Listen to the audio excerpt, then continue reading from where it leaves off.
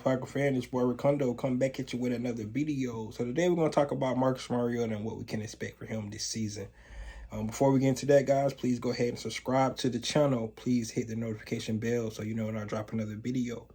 Please hit the like button so I know you guys like to hear what I talk about. And then please hit the share button and share my video throughout the YouTube universe so more people can come hear me talk about these Atlanta Falcons. All right. So, like I said, guys, we're talking about Marcus Mariota and what we can expect from Marcus this year. Is he potentially, could he be a long-term fit for the Atlanta Falcons? Time will tell. We just will have to see. As we all know, that Marcus Mariota was picked in 2015 as the #2 overall pick, right behind Jameis Winston's. So those guys' legacy in NFL is probably going to be linked for the rest of their careers. Of course, I still can remember back it was the debate who was the best quarterback between those two. Of course, Tampa Bay decided to go ahead and pick Jameis as #1, then Tennessee picked Marcus at #2. All right, if you look at, let's just go over his career so far. His first 5 seasons in Tennessee, his first 2 seasons was not that bad. He looked like the franchise quarterback that they wanted. They picked. He had a lot. He got a lot of good film on tape. If you guys just go look at his film, I was actually going through it and I was trying to say why didn't it work. I was trying to figure out what happened. Like, why did this not work for Marcus Mariota? He seemed like he could grasp. He had a strong arm, quick release, his athletic ability, especially what we need in today's game. He had all the tools necessary to actually be a successful quarterback. So what happened in Tennessee for him to actually eventually be benched for Ryan Tannehill this last season? All right, so like I said, his first 2 seasons actually was pretty good. His second season probably his best season of his career. He went 26 touchdowns, 9 interceptions. He did get hurt that last game, so he didn't play in the last game. So he only played 15 games that season, but he was actually playing pretty good football. Like I said, his first 2 seasons. Next 3 seasons, if you look at the numbers, and it could be because of the injury that he had, but his next 3 seasons, of course, the numbers was not that impressive. Probably which led to him being actually benched for Ryan Tannehill, another quarterback who was having issues. His former team came to Tennessee and was just playing better than Marcus Mariota at the time. So I think one of the things that we just got to look at and consider with young quarterbacks, and I'm starting to think, a lot of people think that, quarterbacks, they should come right into the NFL, hit the ground running, and be successful. Every quarterback can't do that. Every quarterback can't be a Joe Burrow or a Peyton Manning. Peyton Manning didn't come in, setting the world on fire, but they knew he was going to be that franchise quarterback. So they let him, trial by error. They let him put him out there and put him to the wolves, and he was able to eventually, do his thing. And everybody knows the career Peyton Manning has, but everybody's not like that. Some quarterback needs time to come into this league and actually be able to develop. And Marcus Mariota's case, he had 2 head coaches in 3 seasons. He had 4 offensive coordinators in 5 seasons.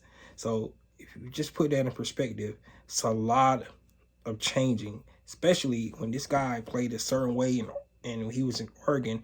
It was a fast-paced offense out there with Chip Kelly, and the way he actually ran that offense, it's so different than a lot of offenses in the league. So it's going to take time for him to actually learn a pro-style offense. And then if you change it up every season, like I said, 4 different offensive coordinators in 5 seasons, it's pretty tough for any quarterback to come in to try to, develop a relationship with a play caller and grasp it. A young quarterback at that. Older quarterbacks may can actually come in and kind of figure it out. But younger quarterbacks are going to take them time. And then you have that much changeover, and right in the beginning of your career, it's going to be tough. Right? So I think that's one of the issues that he had was just the changing of the coaches and the offensive schemes. And probably the offensive scheme didn't change so much in a couple of those seasons, but you still had a different play caller. So, and that does factor in as well. Getting used to what the play caller likes to call and get on the same page with the play caller. So I think that played a major factor. And then the last factor is, of course, his injuries. He needs to stay healthy. He has never completed a full season. You know, when he was a starter, never completed a full season. So he actually missed a total of 8 games in his career in these 7 seasons. So that's another thing. He has to stay healthy. And now that he's in his 8th season going into this year with the Atlanta Falcons, that should be one of his main focus is trying to be healthy and actually seeing that he can actually stay on the field for the entire season. Now, let's get to the elephant in the room.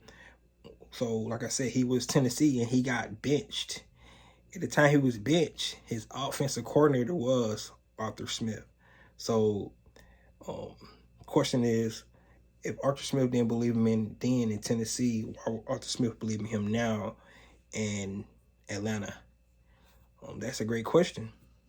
So if you looked at his pros conference and Arthur Smith pros conference, time has passed. That was in 2019. It's 2022. So a couple of years have passed by, and they both think they have grown and changed during this time.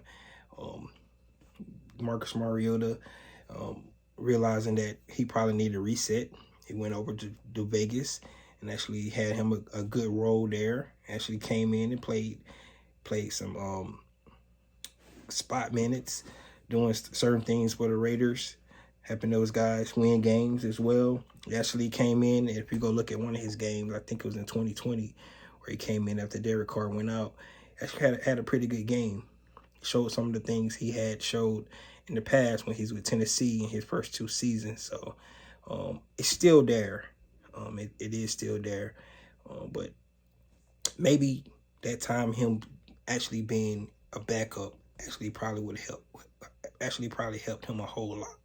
And that's what I'm going to bet on, that experience, his maturity, being in the league now, like I said, it's going into his 8th season, that he actually is going to be able to let the game slow down, be able to speak up more. Of course, you know, he's kind of a quiet guy, but I think him, you know, being in another situation, being a backup quarterback, he mentioned it himself, he's actually going to be able to speak up more to the coaches, let the coaches know what he like and what he don't like, so they can actually get on the same page, so he can actually have better performance on the field. So that's one of the things I expect. I think his experience definitely is going to help him this year. Now, I think he is the perfect type of quarterback for Arthur Smith and his scheme. Because he's a dual threat. Arthur Smith wants to run the ball. So being able to run the ball, we're going to see a lot of RPO, read pass options. We're going to see that. We're going to be able to see him actually, you know, off schedule plays that he'll be able to do because of his mobility, especially with our offensive line the way it is. I expect him to get out of some of the more bad situations that our offensive line going to put him in, unlike, you know, our pure pocket passer that we had in Matt Ryan. The situations that the only thing I want to make sure that he plays smart football. Like I said, his last 3 seasons was not as good being smart with football. He had a lot of turnovers. So he gotta try to limit those, especially with the lack of weapons that we have here. We can't be turning over the ball. We got to be able to keep ball control, keep time possession, and help our defense. So if he can do that, I can see that where he could be successful this year. Of course, we got to give him some more weapons to throw the ball, throw to. Right now, we don't have any. I would expect that they probably should bring back Tarjay Sharp. He does have experience with Tarjay Sharp, so that could be somebody that they could look at bringing back to the fold. Like I said, we did see they picked up Cordero Harge, so we need to see what Marcus going to be able to do. I think in the long run, he's only 28. It could be sort of like what happened to Ryan Tannehill. Like I said, a resurgent. He was a number 2 overall pick. He has the talent. If you guys just go out and look at the film, he has put great games on film. The last great game he had as a starter was actually against the Atlanta Falcons in the season where he actually got benched. So the game before that, I forgot who they was playing. He didn't have a good game. But then he came to Atlanta, and he had like one of the best games he ever played. Of course, it was against us, right? Had one of the best games he ever played. And then a couple of games later, that's when he actually got benched for Ryan Tannehill. So, like I said,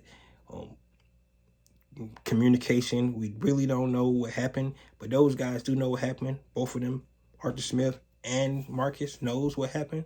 So hopefully they can communicate, get back on the same page, and then we can actually see what he'll be able to do. I don't think that this will stop the Atlanta Falcons from actually drafting a quarterback this year, because, like I said, we don't know if he's ever going to pick up back what he left off 5 years ago now. 6 years ago, because like I said, his first 2 seasons was pretty good, but he's gonna need some consistency, and maybe getting back Arthur Smith. Arthur Smith knows him, he knows Arthur Smith, and maybe they can actually get on the same page this time and make the second time around a whole lot better. So let's see what these guys do this year. I'm looking at a pretty positive year, hopefully, for our Marcus Mariota. And like I said, if he pans out right, we actually can see him playing for us for a while, and these guys could go back to the strategy I wanted them to do in the first place, was build a team up around before you bring in a younger quarterback. So hopefully they can do that. So definitely, guys, I really want to know what you guys think about Marcus. If you think he's actually going to be a long-term plan for us, or somebody that's a bridge quarterback for somebody like a Malik Willis. I keep hearing a lot of Kenny Pickett name. I really don't see why they want to bring Kenny Pickett in, but whatever. Malik Willis, Desmond Ridder, Kenny Pickett, Matt Corral, either one of those guys, if they're going to bring those guys in to actually be the future of the Atlanta Falcons franchise, we have to see. We definitely don't know what these guys are going to do. This season, like I said, with no expectations, this is the perfect time to pick a quarterback if they so-called choose to. But you guys know how I feel. I think they should go in a whole different directions, build up the team first, and then maybe hold off another year to go get that quarterback. That's just how I feel about it. But that's all I got. You guys let me know what y'all think about I guess I'm assuming he's going to be our quarterback one this year. We just have to find out. Like I said, they pick a quarterback, and they might want to put the young guy in right from the jump and see what he's all about. And then Marcus will go back to being a backup quarterback again, providing that veteran leadership. So we'll just have to see. So, guys, that's all I have. You guys let me know what you think about Marcus Mariota being a long-term plan for these Atlanta Falcons. And it's your boy Ricondo coming back at you with another video. Peace.